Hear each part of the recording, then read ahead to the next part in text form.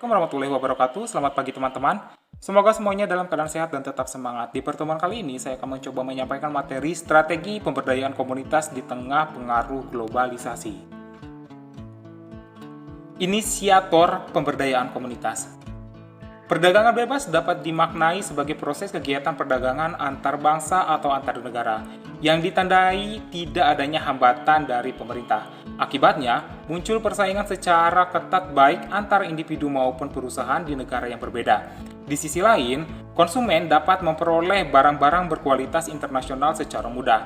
Pelaku usaha di Indonesia harus mengalami persaingan yang ketat.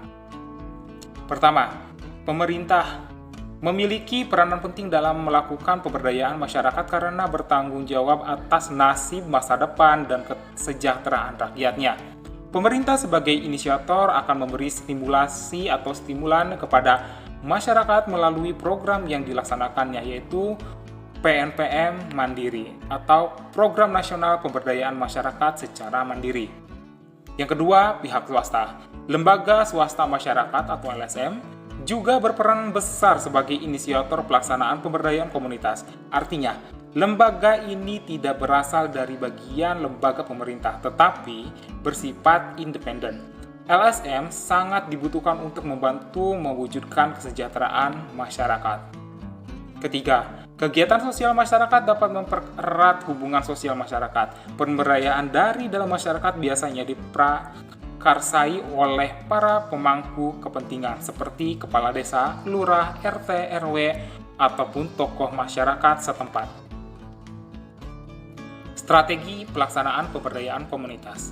Pertama, mempertimbangkan potensi masyarakat, di mana pemberdayaan komunitas hendaknya dimulai dengan mempertimbangkan potensi masyarakat. Artinya, fasilitator atau pihak pemberdayaan komunitas hendak menghargai segala potensi yang dimiliki oleh komunitas. Sebagai contoh, pihak pemberdaya menerima pandangan, pendapat, pengalaman, dan pengetahuan yang dapat dimanfaatkan untuk mendukung upaya pemberdayaan. Dalam mempertimbangkan potensi masyarakat, kearifan lokal dapat digunakan sebagai batu loncatan upaya memberdayakan masyarakat.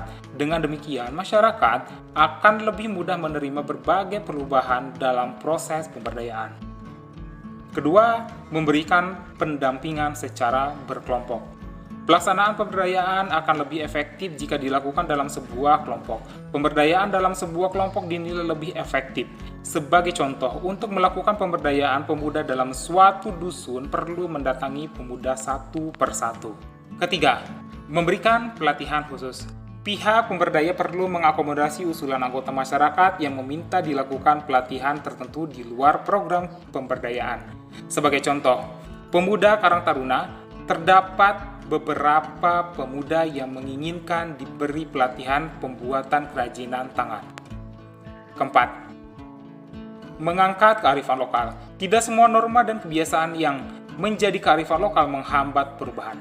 Pihak pemberdaya perlu mengangkat kearifan-kearifan lokal dalam upaya memberdayakan komunitas. Sebagai contoh, mengajarkan masyarakat membuat dan mengelola tambak ikan.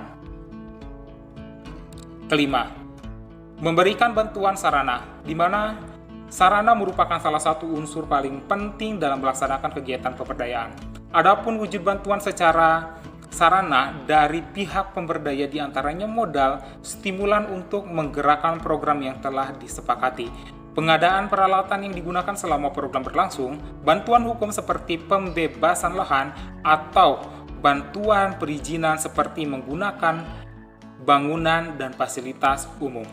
Prinsip-prinsip dasar pemberdayaan komunitas. Menurut Rubin dalam Sumaryadi pada tahun 2005, yaitu mengukakan 5 prinsip dasar pemberdayaan komunitas. Pertama, pemberdayaan komunitas memerlukan break-even dalam setiap kegiatan yang kelolanya, meskipun berbeda dengan organisasi bisnis, di mana dalam pemberdayaan komunitas keuntungan diperoleh didistribusikan kembali dalam bentuk program atau kegiatan pembangunan lainnya.